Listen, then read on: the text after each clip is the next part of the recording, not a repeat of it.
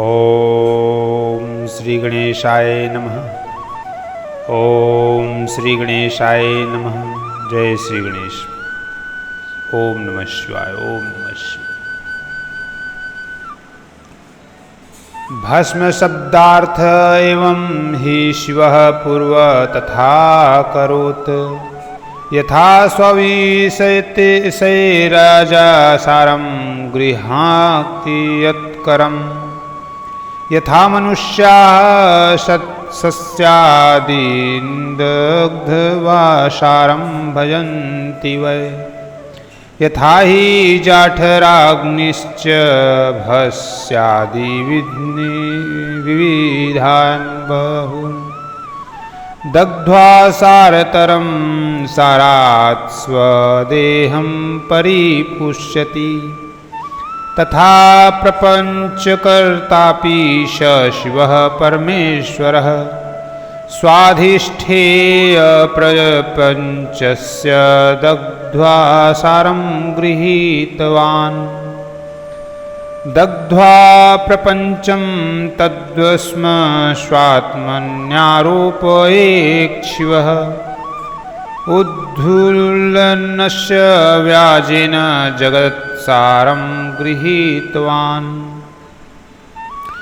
पूर्व काल में भगवान शिव ने भस्म शब्द का ऐसा ही अर्थ प्रकट किया था जैसे राजा अपने राज्य में सारभूत कर को ग्रहण करता है, जैसे मनुष्य शस्य आदि को जलाकर पकाकर उसका सार ग्रहण करते हैं, तथा जैसे जठरानल नाना प्रकार के भक्ष्य भोज्य आदि पदार्थों को भारी मात्रा में ग्रहण करके उसे जलाकर सारतर वस्तु ग्रहण करता है, उस सारतर वस्तु से स्वदेह का पोषण करता है, उसी प्रकार प्रपंचकर्ता परमेश्वर शिव ने भी अपने में आधेय रूप से विद्यमान प्रपंच को जलाकर भस्म रूप से उसके सार तत्व को ग्रहण किया है। प्रपंच को दग्ध करके शिव ने उसके भस्म को अपने शरीर में लगाया है। उन्होंने विभूति भस्म पोतने के बहाने जगत के सार को ही ग्रहण किया है। स्वरत्नम स्थापयामास स्वकीये ही शरीर के केशमाकाश सारेण वायुसारेण वै मुखम हृदयं चाग्निसारेण त्वं पामासारेण वै कटिं जानुं चावनिसारेण त्वद्सर्वतदग्नकम् ब्रह्म विष्णवोश्च रुद्राणां सारं चैव त्रिपुण्ड्रकम् तथा तिलकरूपेण ललाटान्ते महेश्वरः भूर्ध्या सर्वमेताग्धि मन्यते स्वयमित्यसो प्रपञ्चसार सर्वस्वमानेनैव वशीकृतम्। इस शिव ने अपने शरीर में अपने लिए रत्न स्वरूप भस्म को इस प्रकार स्थापित किया है। आकाश के सार तत्व से, केश वायु के सार तत्व से, मुख अग्नि के सार तत्व से, हृदय जल के सार तत्व से, कटी भाग और पृथ्वी के सार तत्व से घुटने को धारण किया है। इसी तरह उनके सारे अंग विभिन्न वस्तुओं के सार रूप हैं। ब्रह्मा विष्णवोश्च रुद्राणां सारं चैव त्रिपुण्ड्रकम् तथा तिलकरूपेण ललाटान्ते महेश्वरः। महेश्वर ने अपने ललाट के मध्य में तिलक रूप से जो त्रिपुंड्र धारण किया है वह ब्रह्मा विष्णु और रुद्र का सार तत्व है। भूभुर्द्या सर्वमेताग्धि मन्यते स्वयमित्यसो प्रपंचसार सर्वस्वमानेनैव वशीकृतम्। वे इन सब वस्तुओं को जगत के अभ्युदय का हेतु मानते हैं। इन भगवान शिव ने ही प्रपंच के सार सर्वस्व को अपने वश में किया है। अतः इन्हें अपने तस्मादम्य वशीकर्ता नान्यो हस्ति शिवः स्मृतः। यथा सर्वमृगाणां च हिंसको मृगहिंसकः। अस्य हिंसा मृगो नास्ति तस्मात् सिंह इति ऋतः। अतः इन्हें अपने वश में करने वाला दूसरा कोई नहीं है, इसीलिए वे शिव कहे जाते हैं।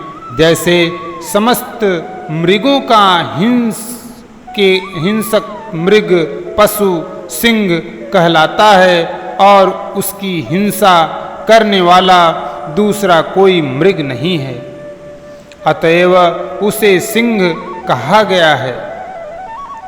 संनित्यं सुखमानन्दविकारः पुरुषः स्मृतः। वकारः शक्तिरमृतं मेलनं शिव उच्यते। तस्मादेवं स्वमात्मानं शिवं कृत्वार्चयेत् शिवम्।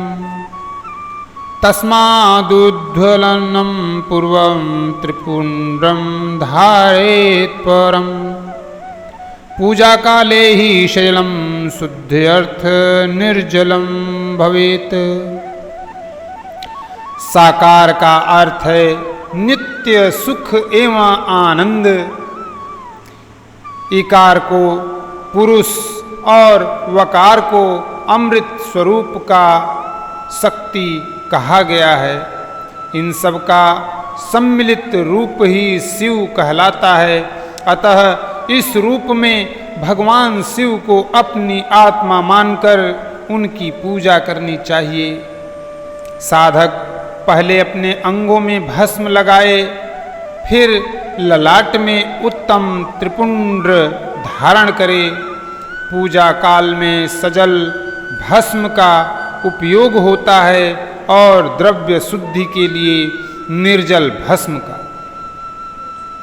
दिवा वा यदि वा रात्रो नारी वाथ नरोऽपि वा। पूजार्थ सजलं भस्म त्रिपुण्ड्रेणैव धारयेत्। त्रिपुण्ड्र सजलं भस्म धृत्वा पूजां करोति यः। शिवपूजा फलं सांगं तस्यैव हि सुनिश्चितम्। भस्म वै शिव मंत्रेण धृत्वा हुच्वाश्रमी भवेत्। शिवाश्रमिति संप्रोक्तः शिवैकपरमो यतः। शिवव्रतैकनिष्ठस्य न शौचं न च सुतकम्। ललाटे हग्रेषितं भस्म तिलकं धारयेन्मृदा। स्वहस्ताद् गुरुहस्ताद्वा शिवभक्तस्य लक्षणम्। दिन हो अथवा रात्रि, नारी हो या पुरुष, पूजा करने के लिए उसे भस्म जल सहित ही त्रिपुंड्र रूप में ललाट पर धारण करना चाहिए। जल मिश्रित भस्म को त्रिपुंड्र रूप में धारण कर जो व्यक्ति शिव की पूजा करता है उसे शांग शिव की पूजा का फल तुरंत प्राप्त होता है। यह सुनिश्चित है जो प्राणी शिव मंत्र के द्वारा भस्म को धारण करता है वह सभी ब्रह्मचर्य, गृहस्थ, वानप्रस्थ तथा सन्यास आश्रमों में श्रेष्ठ होता है। उसे शिवाश्रमी कहा जाता है क्योंकि वह एकमात्र शिव को ही परम श्रेष्ठ मानता है। शिव व्रत में एकमात्र शिव में ही निष्ठा रखने वाले को न तो अशौच का दोष लगता है और न तो सूतक का ललाट के अग्रभाग में अपने हाथ से या गुरु के हाथ से श्वेत भस्म या मिट्टी से तिलक लगाना चाहिए। यह शिव भक्त का लक्षण है। गुणान्रुन्ध इति प्रोक्तो गुरु शब्दस्य विग्रह सविकारान् राजसादीन् गुणान् रुन्धे व्यपोहति। गुणातीत परशिवो गुरुरूपं समाश्रितः गुणत्रयं व्यापोह्वाग्रे शिवं बोधं यतीति सः विश्वस्तानां तु शिष्याणां गुरु नित्यभिधीयते। जो गुणों का रोध करता है वह गुरु है। यह गुरु शब्द का विग्रह कहा गया है। गुणातीत परम शिव राजस आदि सविकार गुणों का अवरोध करते हैं, दूर हटाते हैं, इसीलिए वे सबके गुरु रूप का आश्रय लेकर स्थित हैं। गुरु विश्वासी शिष्यों के तीनों गुणों को पहले दूर करके उन्हें शिव तत्व का बोध कराते हैं, इसीलिए गुरु कहलाते हैं। तस्माद् गुरु शरीरं तु गुरुलिंगं भवेद बुध। गुरुलिंगस्य पूजा तु गुरु शुश्रूषणं भवेत्। श्रुत्रं करोति शुश्रूषा कायेन मनसा गिरा। उक्तं यद् गुरुणा पूर्वशक्यं वाह शक्यमेव वा करोत्येव हि पूतात्मा प्राणैरपि धनैरपि। तस्माद्वै शासने योग्यः शिष्य इत्यभिधीयते। अतः बुद्धिमान शिष्य को उन गुरु के शरीर को गुरुलिंग समझना चाहिए। गुरु जी की सेवा शुश्रूषा ही गुरुलिंग की पूजा होती है। शरीर, मन और वाणी से की गई गुरु सेवा से शास्त्रत ज्ञान प्राप्त होता है। अपनी शक्ति से शक्य अथवा अशक्य जिस बात का भी आदेश गुरु ने दिया हो उसका पालन प्राण और धन लगाकर पवित्रात्मा शिष्य करता है। इसीलिए इस प्रकार अनुशासित रहने वाले को शिष्य कहा जाता है। शरीरादर्थकं सर्वगुरु गुरोर्दत्वा सुशिष्यकः अग्रपाकं निवेदाग्रे भूश्चियाद गर्वनुज्ञतया। शिष्यपुत्र इति प्रोक्तः सदा शिष्यत्वयोगतः। जिह्वालिङ्गान् मन्त्रशुक्रं कर्णयो नो निशिच्य वे। जातः पुत्रो मन्त्रपुत्रः पितरं पूजयेद गुरुं। निमज्जति पुत्रं वै संसारे जनकः पिता। संतारयति संसाराद गुरुवै बोधकः पिता। उभयोरन्तरं ज्ञात्वा पितरं गुरुमचर्येत। अंगशुश्रूषया चापि धनाद्यः स्वार्जितै गुरुरुम्। पदादिकेशपर्यन्तं लिङ्गान्यङ्गानि यद् गुरुः। धनरूपै पादुकादयः पादसङ्ग्रहणादिभिः। स्नानाभिषेकनैवेद्यैर्भोजनैश्च प्रपूजयेत्। सुशील शिष्य को शरीर धारण के सभी साधन गुरु को अर्पित करके तथा अन्न का पहला पाक उन्हें समर्पित करके उनकी आज्ञा लेकर भोजन करना चाहिए। शिष्य को निरंतर गुरु के सानिध्य के कारण पुत्र कहा जाता है।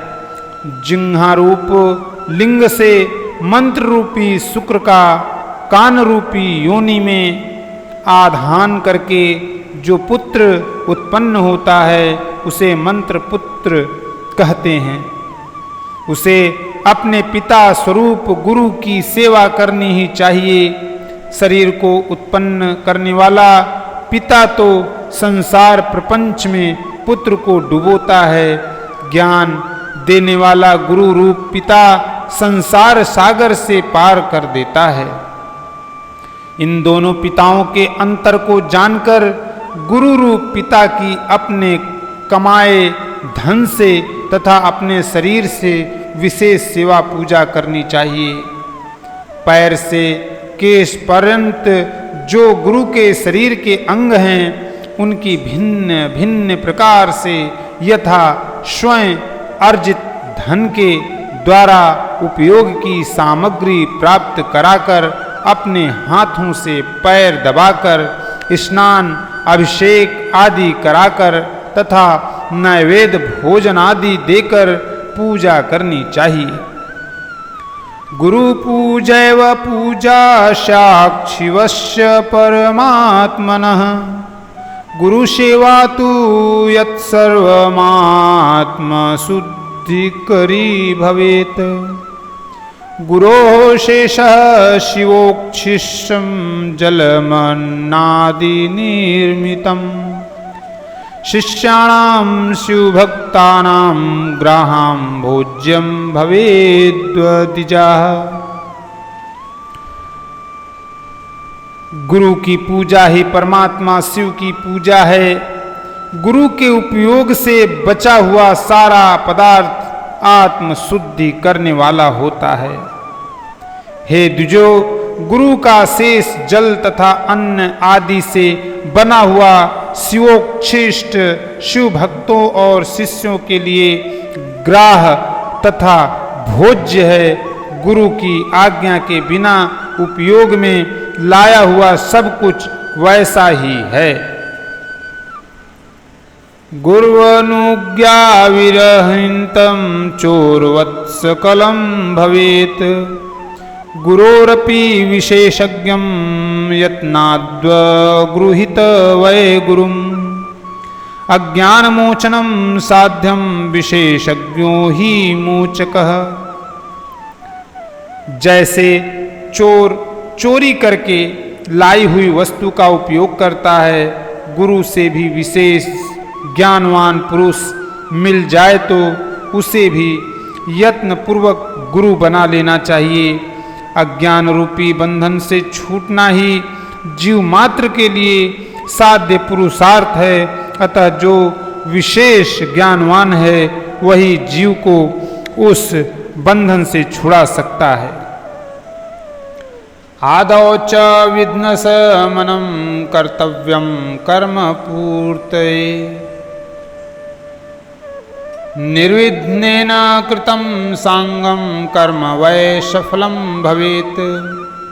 तस्मात् सकल कर्मादौ विघ्नेशं पूजयेद् बुधः सर्वबाधान् निर्वित्यर्थ सर्वान् देवान् यजेद् बुधः। कर्म की सांगोपांग पूर्ति के लिए पहले विघ्न शांति करनी चाहिए। निर्विघ्नता पूर्वक तथा सांग संपन्न हुआ कार्य ही सफल होता है। इसीलिए सभी कर्मों के प्रारंभ में बुद्धिमान व्यक्ति को विघ्न विनाशक गणपति का पूजन करना चाहिए। सभी बाधाओं को दूर करने के लिए विद्वान व्यक्ति को सभी देवताओं की पूजा करनी चाहिए।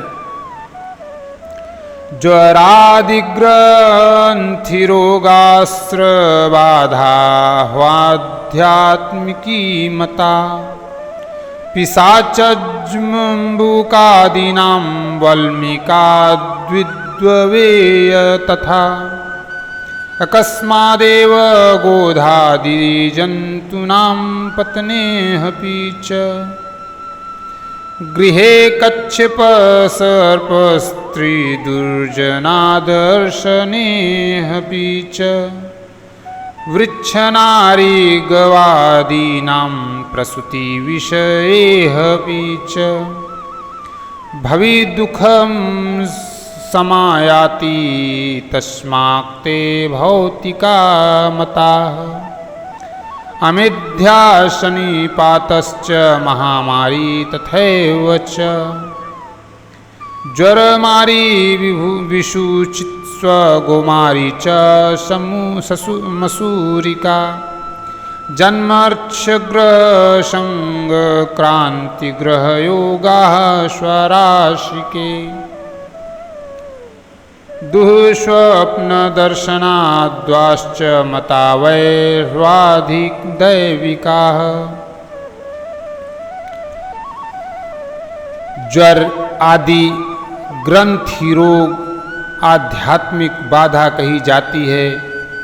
पिशाच और सियार आदि का दिखना, बाम्बी का जमीन पर उठ आना, अकस्मात छिपकली आदि जंतुओं का गिरना, घर में कच्छप सांप दुष्ट स्त्री का दिखना, वृक्ष नारी और गौ आदि की प्रसूति का दर्शन होना आगामी दुख का संकेत होता है।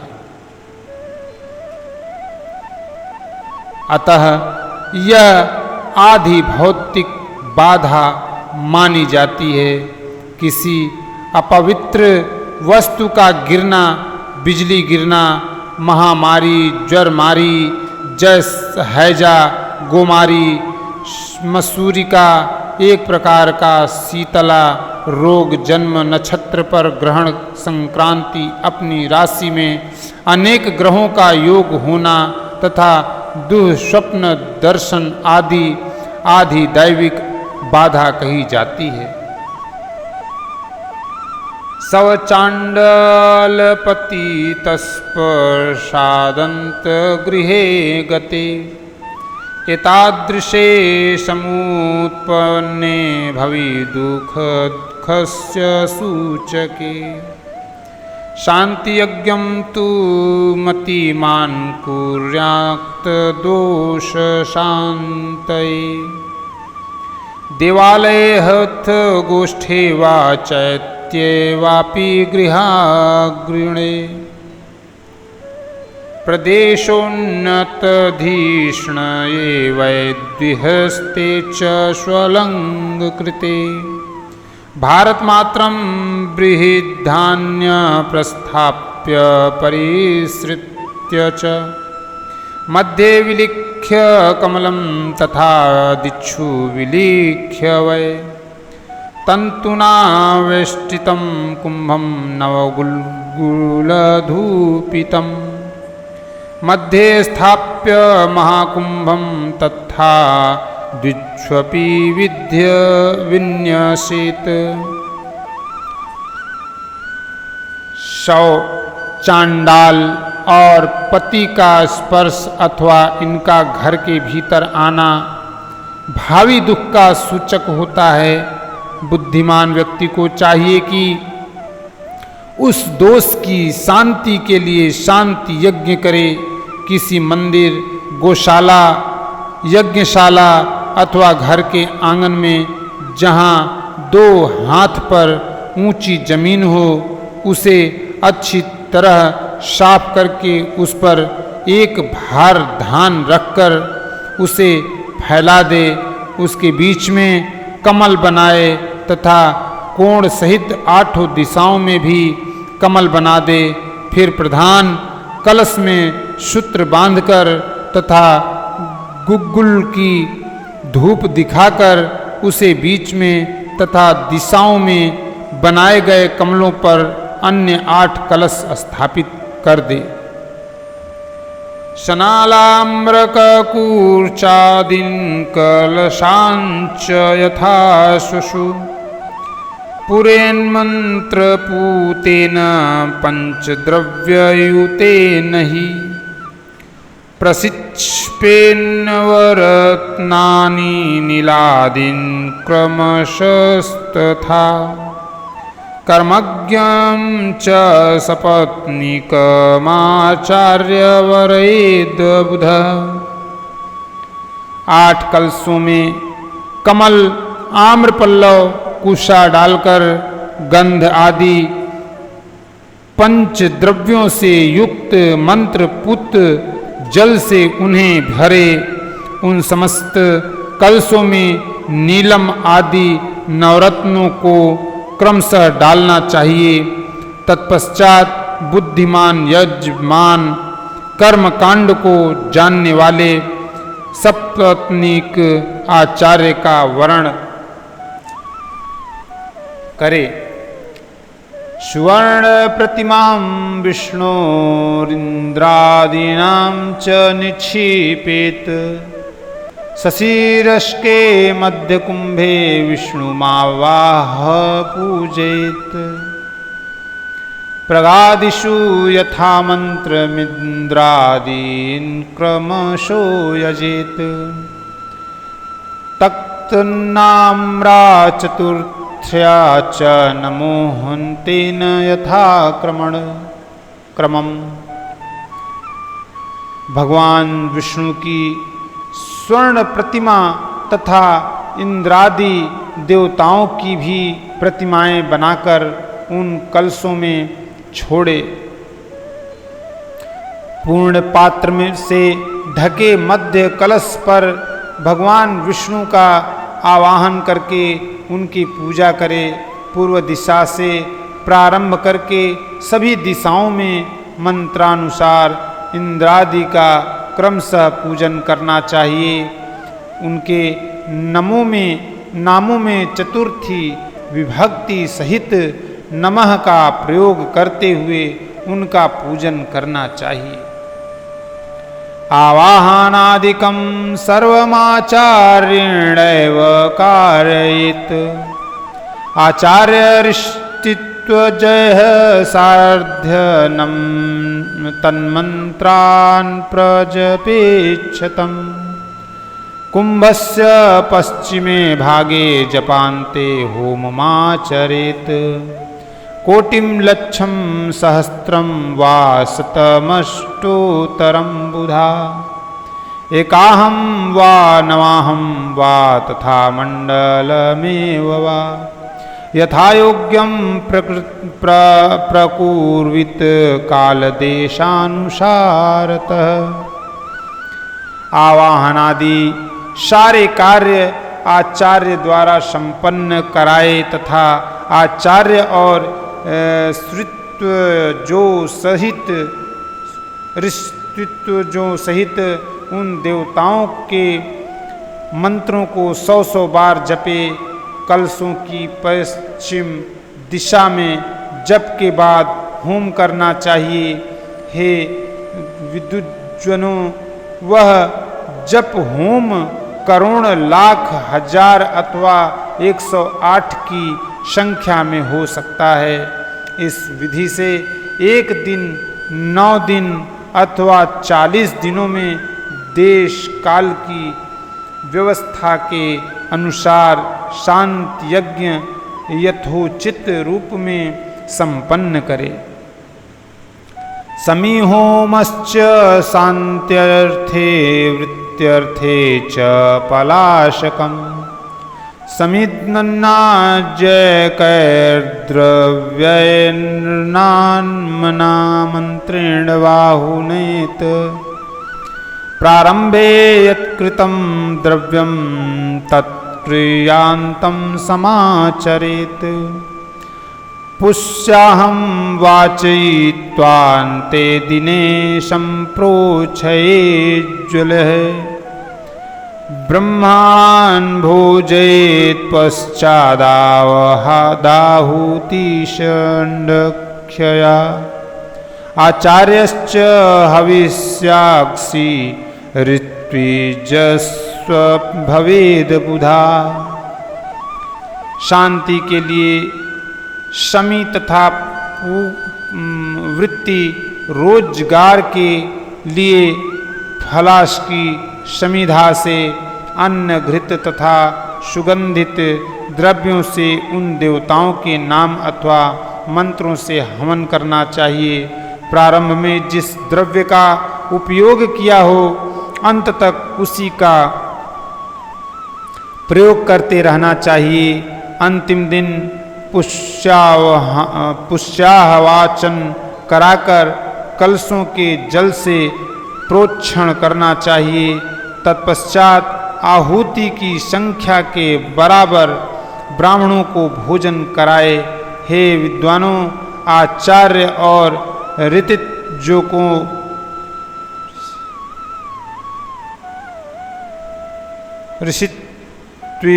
को हविष्य का भोजन कराना चाहिए। आदित्यादीन ग्रहानिष्टत्वा सर्वहोमांत एव हि ऋषित्वभ्यो दक्षिणां ददान्वरत्नं यथाक्रमम्। दशदानं ततः कुर्याद भूरिदानं ततः परम्। बालानामुपनीतानां गृहीणां वानिनां धनं। कन्यानां च सभर्तॄणां विद्वानां ततः परम्। तंत्रोपकरणं सर्वमाचार्याय निवेदय। सूर्य आदि नवग्रहों का होम के अंत में पूजन करना चाहिए। ऋषित्विजों को क्रमानुसार नवरत्नों की दक्षिणा देनी चाहिए। तत्पश्चात 10 दान करे और उसके बाद भूयसी दान करना चाहिए।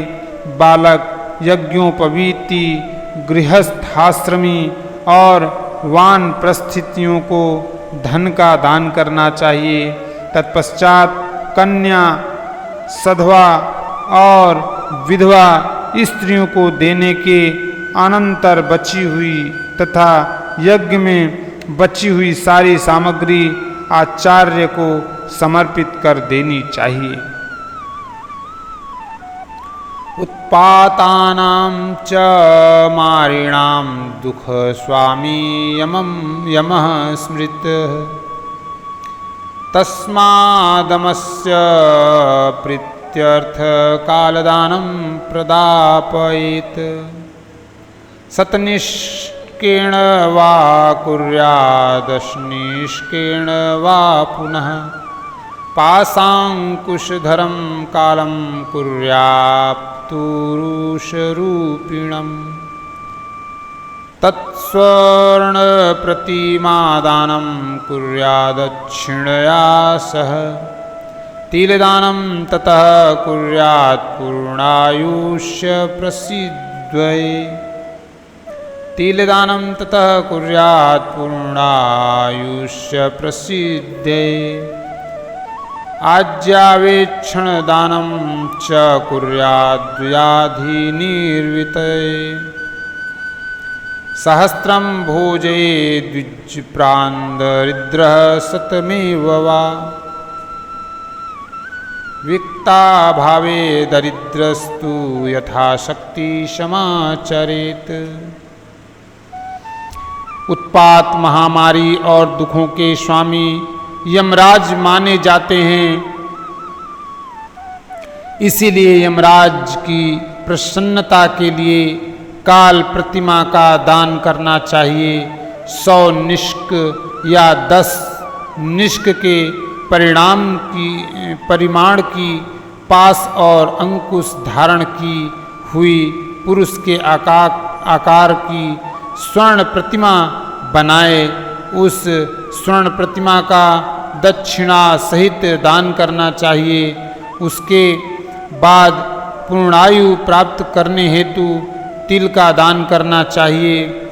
रोग निवारण के लिए घृत में अपनी परछाई देकर दान करना चाहिए। 1000 ब्राह्मणों को भोजन कराना चाहिए। धनाभाव में 100 अथवा यथाशक्ति ब्राह्मणों को भोजन कराना चाहिए। ओम नमः शिवाय। ओम नमः शिवाय। हर हर महादेव।